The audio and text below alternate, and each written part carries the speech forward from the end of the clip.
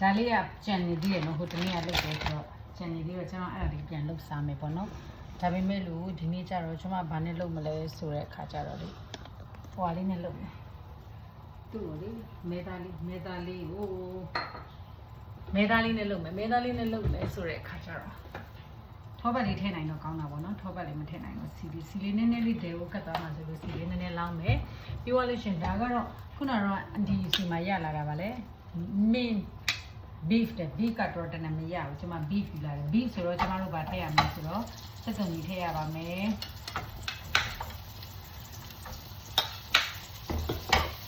beef ဆိုတော့စက်စုံကြီးထည့်ရမယ်နော်ဒီမှာနဲ့စေဒီကညာဒီလိုစင်လာရီနိုးပြောပြရီအဲ့ဒီထဲမှာဗာထည့်မှာလဲဆိုလို့ရှိရင်ဒီလေးလေးဆွဲလိုက်ပါမယ်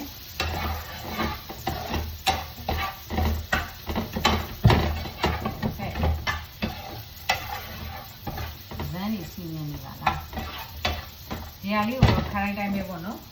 ခါတိုင်းတိုင်းပဲကျွန်မဗာနဲ့လုပ်ထားတာလဲဆိုတော့ဟိုဟာနဲ့ဗာလဲမက်ဂီဆော့စ်လေးနဲ့ပဲနေထားတာပေါ့နော်မက်ဂီဆော့စ်လေးနဲ့ပဲနေထားတယ်သူကစီနေတဲ့အတွက်ကြောင့်သူကအဲ့လိုလေးထထတင်လို့ယူလေးနည်းနည်းထည့်လိုက်တယ်ဘာသဘောလဲတော့မသိကိုချိန်ဖက်တာပေါ့နော်အဲ့ဒါကိုကျွန်မဘာဝလာလဲဆိုတော့ ice bag လို့ခေါ်တယ်ဒါလေးတွေကနော် ice bag let it ဒါလေးကတော့စားရရန်ကောင်းတယ်ကျွတ်အမဲသားဆိုတဲ့သဘောတရားကကြတော့ဟိုကထည့်ပေးရတယ်တဲ့အဲ့ဒါကြောင့်ကျွန်မသက်သမီးကိုထည့်ပြီးတော့မွေးလိုက်ပါပြီခုနကတော့စားထည့်ဖို့မိသွားတဲ့အတွက်ကြောင့်စားလေးနည်းနည်းထည့်မယ်ရှင်မနဲ့တိတ်တော်ညာကျေးဇူးနဲ့ဆင်းပါရင်ပြောပြသည်အော်မီးလေးဖွင့်လိုက်ပါအောင်မယ်ရှင်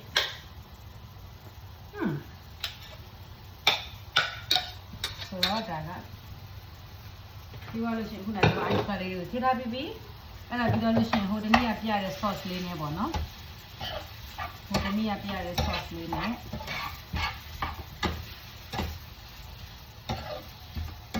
mayonnaise sauce လေးနဲ့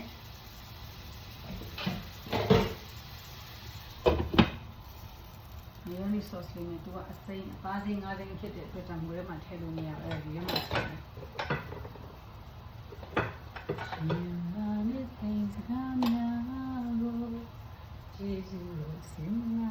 နာပြန်လာတယ်ဗာလဲလို့စားကြပါကြည့်dumpling တစ်ခွက်ကြီးပဲအဲ့ဒါတောက်မယ်အဲ့ဒါတောက်ပြီးတော့လို့ရှင်ဒါကတော့မနေ့ပြန်အတွက်ပေါ့နော်ဒါကတော့ tomorrow breakfast for tomorrow breakfast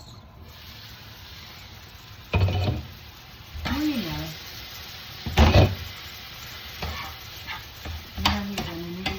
နော်ဆိုတော့ဒီထဲမှာပြောလို့ရှိရင်ဘုန်းကြီးကလုပ်ပြရတဲ့အတိုင်းပဲ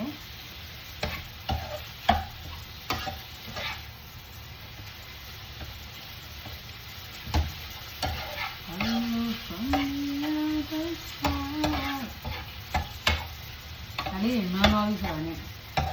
ဖြစ်ကလည်းစီရုံးမတုံးချင်တာနဲ့တခါလေစက်စုံလေးလက်ပေါ်မှာတင်ပြီးလိုက်တာအကြီးကြီးတွေဖြစ်သွားတယ်ဒီခဏလေးတော့ထားရတယ်သူအမဲသားဖြစ်တဲ့အတွက်ကြောင့်လာပြီးတော့ရှင် Hello from the other side တွေ့လားပြောဒါလေးပဲနော်ဒီ sauce ရဲ့ဒီအပြားလေးရဲ့ဒီရဲ့ ice bag ကျွန်မဆေးပြီးသားလေအဲ့ဒါလေးကမဲသားလေးရထည့်လိုက်မယ်ပေါ့နော်ခရမ်းနေမထည့်ဘူးဝါမွေးနေရော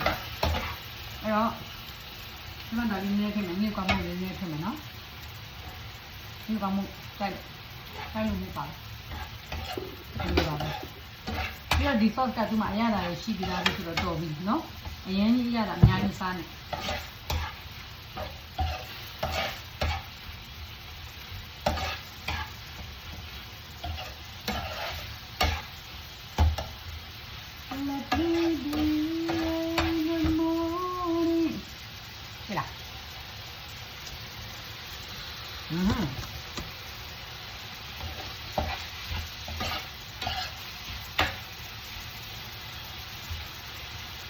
နေရာချိန်တို့ကတော့ထည့်တာ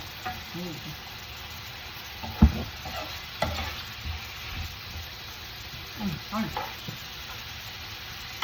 ချိုရတာလေးပါလေးတော့မထည့်တော့ဘာဖြစ်လို့ဒီရဲ့ဟာဟိုဟာဖြစ်တယ်ဒီနေရာလေးတကူကလေမဒါပါလေဆိုတော့ဖန်ဘိုးတဲ့ beef meat အဲ့ဒါဒီဘက်ကအမိုက်ကြီးထည့်ရလို့နော်ဒါလေးတစ်ထုပ်ကိုကျွန်မ9ချက်နဲ့60ပြရတယ်ဆိုတော့ဒီမှာရှင်းရပါပြီရှင်း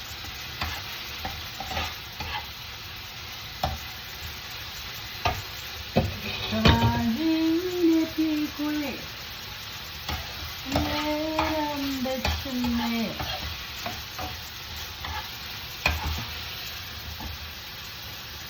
ခက်ထားရသည်ခက်ထားရသည်ကိုရက်ပြားလေးကို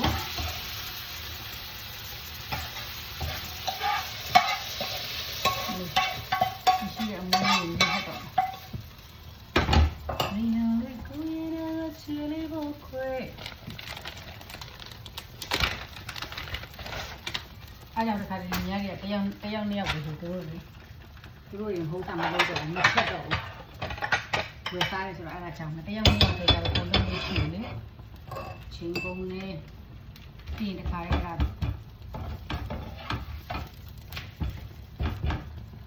ချင်းကုန်နဲ့ပြင်မနဲ့ဟာကြီးနဲ့ပြေခွဲဆောင်းမလေးလေးဝယ်လာတယ်ဆောင်းမကိုကျွန်မဆွတ်လုပ်တော့တာလေးကြိုက်တယ်ဆောင်းမလေးတွေစားပေးရတယ်တက်ကြည့်လိုက်လို့ရှိရင်ကိုကအများကြီးလည်းမစားနိုင်တော့ဘူးဆိုတဲ့အတွက်ကြောင့်မို့လို့နည်းနည်းလေးနဲ့ကောင်းတဲ့ဟာလေးကိုစားပါကိုနဲ့တင့်တော်မဲ့ဟာလေးကိုစားပါနည်းနည်းလေးပဲစားနိုင်တယ်ပေါ့နော်အဲ့တော့နည်းနည်းလေးနဲ့ကိုနဲ့တင့်တော်တဲ့ဟာလေးကိုစားပါလို့ဒါပထမလေးတရားပြီးသွားလို့ရှိရင်ကျွန်မလုပ်ပြပါမယ်ရှင်စောနာပါမို့ဆိုင်မှာပါမို့ဝယ်လာတဲ့တစ်ခုကိုနှစ်ချက်ပါမို့လုံးနှစ်ချက်မတို့တော့နှစ်ချက်ဆိုတော့သူကမဟုတ်ဘူးကွာဒါလေးလားမသိဒါလေးဒါတို့ဘာပြောလဲမသိဒါတစ်လုံးနှစ်ချက်ပြရပြီးရင်ကိုကမနဲ့တစ်ခုလည်းမပြီးထီထိုင်းကလည်းလာသေးတာထီထိုင်းကလည်းလာသေးတာရှင့်ဒါလည်းဘာလို့ချက်ပြီးတာလဲဆိုတော့ကျွန်တော်က3ပြရှိတယ်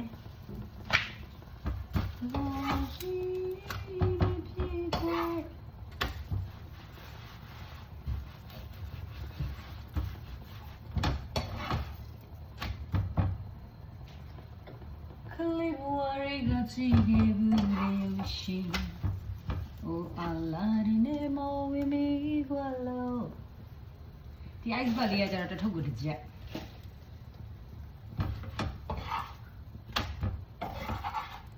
လောထားရခဲ့တယ်ကိုကိုကြောင့်ခွေဒီပါနေတော့ကိုယ်ဆန်းလုံးပြေပြီနော်ကဲအဲ့တော့စပါလို့ပြမယ်နော်ပထမဦးဆုံးတစ်ရွက်ကလေးကိုသူ့အပူလေးပေးနေတော့နော်မြင်ရလားမသိသမုဒ္ဒရာကြီးကိုလည်းကြည့်လိုက်စမ်းပါအလုံးမြင်နိုင်ပါတယ်ရင်းနေရှိလို့ဟိုတနေ့ကကျွန်မစက်သားလို့စားတော့လေပါတယ်သိလားအမှန်တကယ်တော့လေအဲ့ဒီအထဲမှာအသားတွေဆိုတာထက်ကိုလေအရွက်ကလေးတွေကပို့ပြီးတော့စားကောင်းနေရသေးလားအဲ့တော့မှကိုဒီမှာအဲ့ဒီဟာလေးကိုပုံလိုက်မယ်ပေါ့နော်အခုစားလေးကိုပုံလိုက်မယ်ချက်သွန်ကြီးလေးလည်းပါပါစေပေါ့အားလုံးညီညလေးပါပလေးစီပေါ့အောက်ကျနေရဟာတို့ကောက်စားကောင်းတယ်ဟွာမေဒါ very good ဟဲ့လားခေါင်းလိုက်ပြီနော်ပုံလိုက်ပြီနော်ခေါင်းလိုက်ပြီပုံလိုက်ပြီးတော့ဒါလေးကိုလည်းလန်လို့မမေ့နဲ့မလန်တူးသွားလိုက်မယ်ဆိုတော့အဲ့ဒီနေ့ကကျွန်တော်စားကြည့်ရလေတကယ်ကြတော့လေအရသာရှိနေတာဆက်လက်ရွက်ဖြစ်နေတယ်သိလားအဲ့တော့ဆက်လက်ရွက်မများထည့်မယ်ရှိတ်ပြီးတော့ဒီရဲ့ sauce လေးကိုဆက်ချာဝါ let me show you one next two the last one ဆိုတော့မချမ်း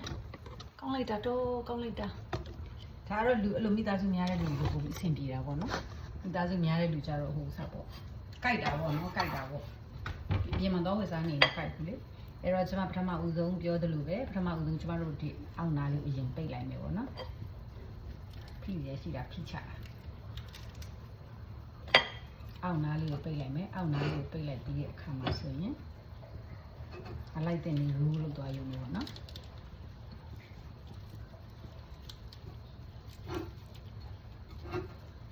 အလိုက်တဲ့နေရူးလို့သွားရုံပါဒီပြင်မှာထွက်နေရလေးကနည်းနည်းလေးထိုးထည့်လိုက်beef wrap